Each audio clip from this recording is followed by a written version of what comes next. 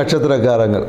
இந்த சித்திரை நட்சத்திரக்காரங்களை பார்த்தீங்கன்னு வச்சு, கன்னியில் இருக்கிற சித்திரை நட்சத்திரம் வந்து எப்போ பார்த்தாலும் ஒரே பிரச்சனைன்னு பிரச்சனையிலேயே இருக்கக்கூடிய ஒரு நட்சத்திரம் தான் சித்திரை 1, 2 பாதங்கள்.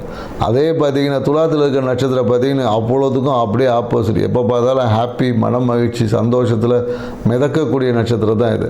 ஸோ இந்த சித்திரை நட்சத்திரக்காரங்களுக்கு என்ன இவங்களோட பிரச்சனையானாக்கா, இது செவ்வாயோட நட்சத்திரமாக இருக்கிறதால தேவையற்ற யார் சொல் பேச்சு கேட்க மாட்டாங்க. பிரச்சனையை போய் சிக்கிட்டு தான் வந்து சொல்லவே செய்வாங்க.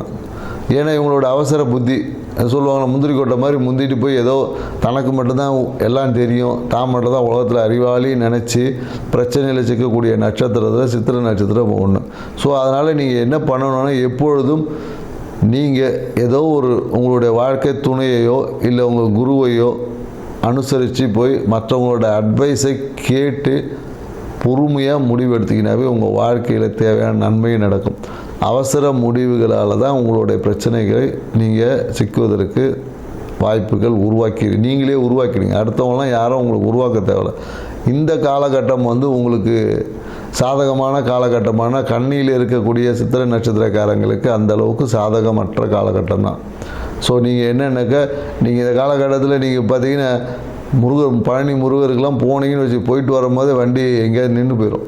ஸோ அதனால் திருச்செந்தூர் முருகர் வழிபாடு உங்கள் வாழ்க்கையில் ஏற்றத்தை கொடுக்கும். ஸோ அதனால் ஒரு வாட்டி திருச்செந்தூர் போயிட்டு வாங்க, திருச்செந்தூர் முருகர் வழிபாடு செஞ்சு பாருங்கள், உங்கள் வாழ்க்கை சிறப்பாக இருக்கும். நன்றி, வணக்கம்.